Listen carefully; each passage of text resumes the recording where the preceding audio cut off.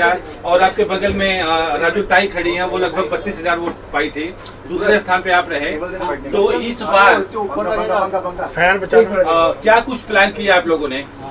मैंने आज अपने जितने भी मेरे साथी, जितने भी मेरे कुलीग जो 35-40 साल से मेरे साथ काम कर रहे हैं हमारी पार्टी कांग्रेस के, उन सब की मैंने आज मीटिंग बुलाई और मीटिंग बुला के मैंने सबसे बातचीत ये कही और ये कहा कि हर इंसान को ये समझना है कि ये मेरी इलेक्शन है, ये मैडम सोनिया गांधी की इलेक्शन है, ये शरद पवार जी की इलेक्शन है, ये उद्धव जी ठाकरे साहब की इलेक्शन है, ये अरुण खान साहब की इलेक्शन है, हम सब की इलेक्शन है।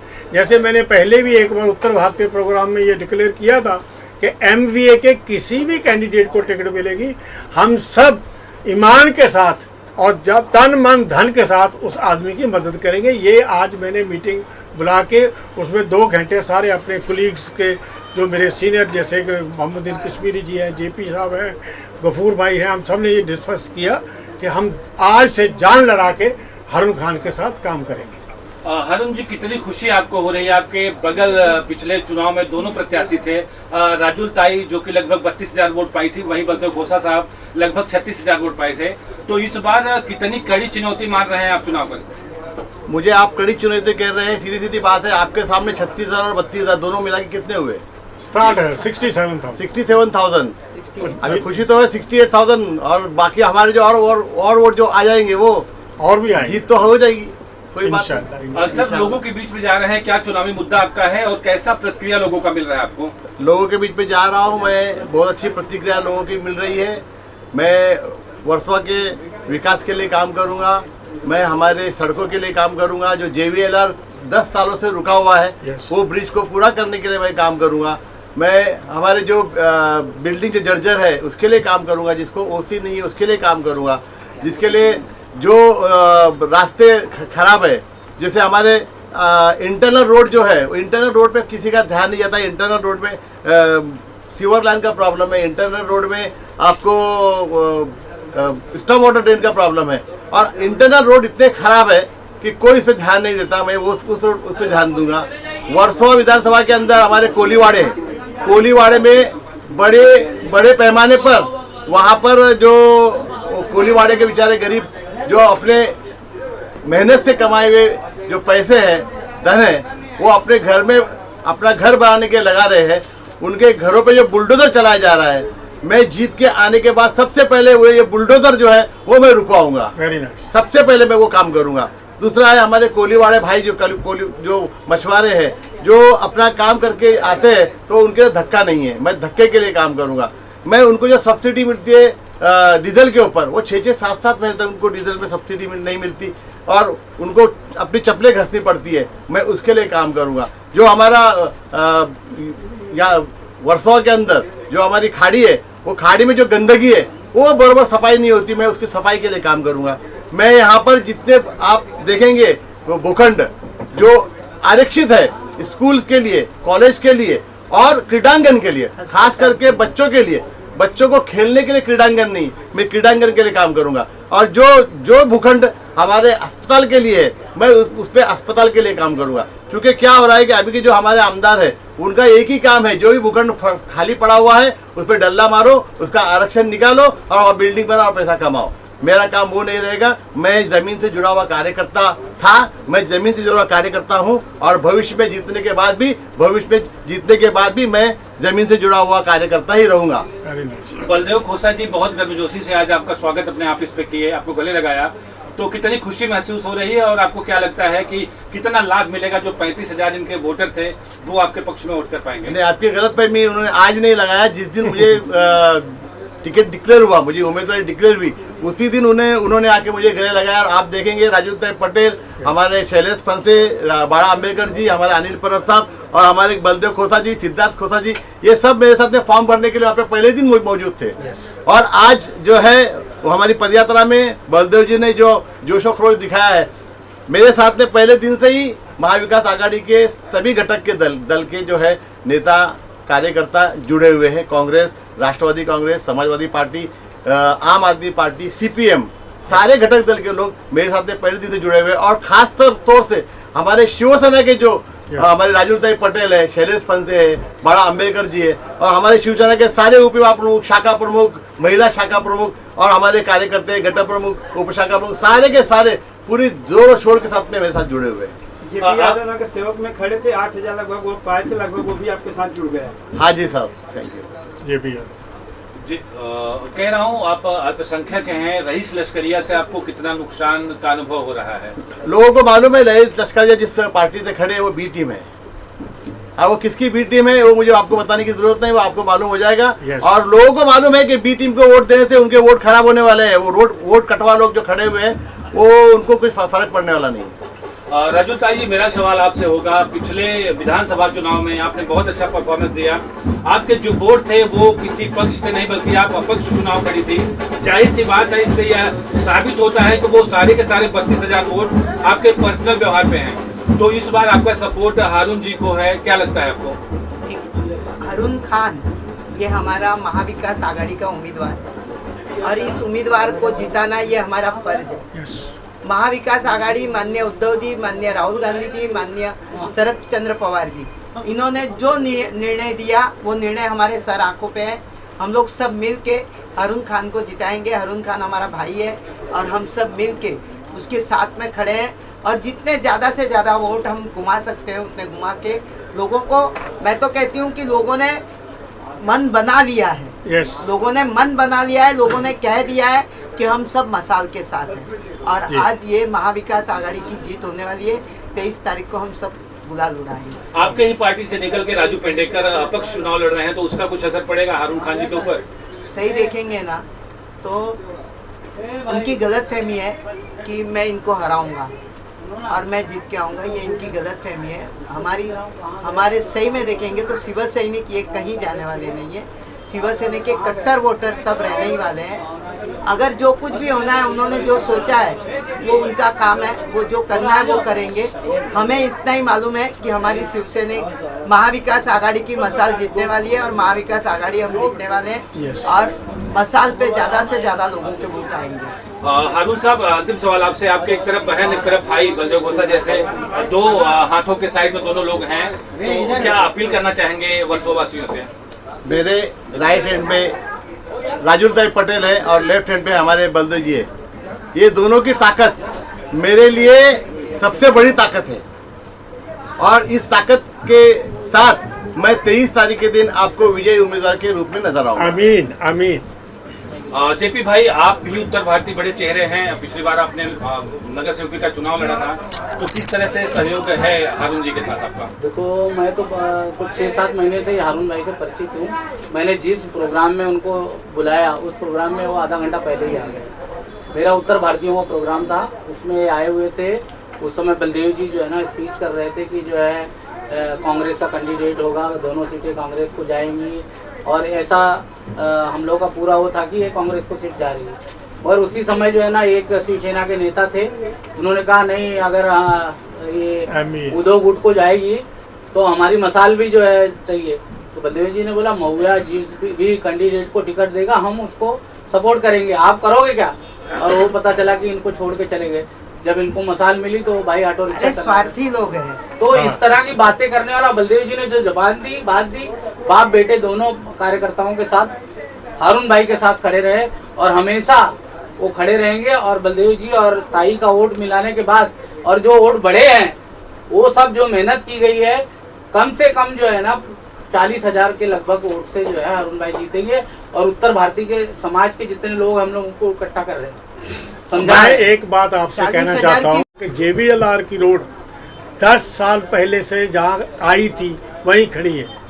मैं 120 करोड़ रुपए का उस प्रोजेक्ट में ऐड करवा के उसको जो मिलत स्कूल है उसको क्रॉस करके लाया था, और ये सही कहा इन्होंने, जहाँ वो मैं JBLR रोड लेके आया था वहीं छूटी और वहीं खड़ी है। अभी मुझे खुशी है कि मेरा भाई उसको आगे लेके जाएगा और मेरा भाई उसको कामयाब करेगा, जहाँ तक वो पहुँचनी चाहिए पहुँचेगी। तो रीजन क्या है, भारतीय ने उसको आगे क्यों नहीं बढ़ाया, इस पे क्या कहना चाहेंगे? वो तो आप उनसे पूछिए। हमारा एक काम है, हम कभी अपोजिशन वाले इंसान का काम बात नहीं करते, हम कभी उनका नाम नहीं लेते। हम ये कहते हम ये हैं, हारून भाई ये हैं, राजुल पटेल ताई ये हैं, शैलेश फंसे ये हैं, जेपी यादव ये है, जो हम अपनी बात करते हैं। किसी के घर में क्या पक रहा है क्या नहीं पक रहा, हम कभी उसके बारे में बॉदर नहीं करते। हम ये भी नहीं कहते कि उन्होंने किया या नहीं किया। उन्होंने जो किया लोगों को दिख रहा है, जो हम कर रहे हैं वो लोगों को दिख रहा है, जो हमारा भाई आगे करेगा सबके सामने आ जाएगा। हाँ, ये मैं कह सकता हूँ, जो मेरा 40 साल का तजर्बा है जो इस एरिया में, मैंने 7 बार टिकट ली, 7 बार इलेक्शन लड़ा, ये है कि हमें ये बहुत अच्छा इंसान मिला है, जो मैं समझता हूँ, जो मैं जानता हूँ। राजुल ताई जैसी मैच्योर औरत जिसने ज़िंदगी में इतना काम किया, इस एरिया में इतना काम किया है कि मैं गिना ही नहीं सकता। अब जब सब हम इकट्ठे हैं, ईश्वर की दुआ से, ऊपर वाले की दुआ से, इंशाअल्लाह हम जीत के आएंगे। भगवान ने चाहा तो हम जीत के आएंगे। Thank you very much. धन्यवाद, धन्यवाद। का समर्थन हाल आपकी पार्टी ने गठबंधन किया है, आप पर्सनल समर्थन किसको देना चाह रहे हैं, और क्या कुछ मीटिंग आज कांग्रेस की यहाँ बुलाई गई? हमारी सबसे पहले तो मैं ये कहना चाहता हूँ कि हमने जो आज मीटिंग बुलाई वो हमारे साथी, हमारे कुलीग, जो हम 30-35 साल से कांग्रेस की सेवा कर रहे हैं, इकट्ठे काम कर रहे हैं, हम यही स्ट्रेटजी बना रहे थे कि हमारे हर आदमी को, हर इंसान को, हमारा जो कांग्रेस का पार्टी वर्कर है उसको इन्फॉर्म किया जाए अच्छे तरीके से, और भी हम सबको पूरे ज़ोर से, तन मन धन से इस इलेक्शन में हमने पूरा अपना जोर लगाना है। क्योंकि एमबीए का कैंडिडेट हमारा कैंडिडेट है, एमबीए का कैंडिडेट मैडम सोनिया गांधी का कैंडिडेट है, शरद पवार जी का कैंडिडेट है, खड़गे साहब का कैंडिडेट है, राहुल गांधी जी का कैंडिडेट है, उद्धव जी ठाकरे का कैंडिडेट है। ये हम सब का कैंडिडेट है। हम उस सब के लिए आज हमने जो हमारे सब कुलीग हैं इकट्ठे होकर यही डिस्कस किया कि हमें कैसे लेना है और कैसे इसमें मेहनत करनी है। पिछले चुनाव में आपका और भारतीय जनता पार्टी का जो मुकाबला हुआ था वो सिर्फ 6,000 का अंतर था, जबकि शिवसेना, भाजपा, उद्धव गुट और भारतीय जनता पार्टी एक साथ लड़े थे। तो इस बार हारून खान जो कि शिवसेना उद्धव गुट के नेता हैं और वो आपके साथ मिलकर चुनाव लड़ रहे हैं, तो कितना असर आएगा?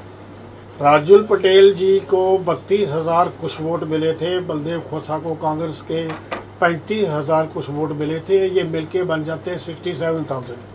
और जो बीजेपी जीती वो जीती 40,000 से, मेरा 40,800 मिले थे उनको, 40,000 मिले थे, 4,000 से। और हमारी जो उनकी लीड थी उनकी 5,000 के करीब थी जी। और इस बार मैं ये दावे के साथ कहता हूँ कि हम सब अपनी जान लड़ाएंगे और सब मेहनत करेंगे।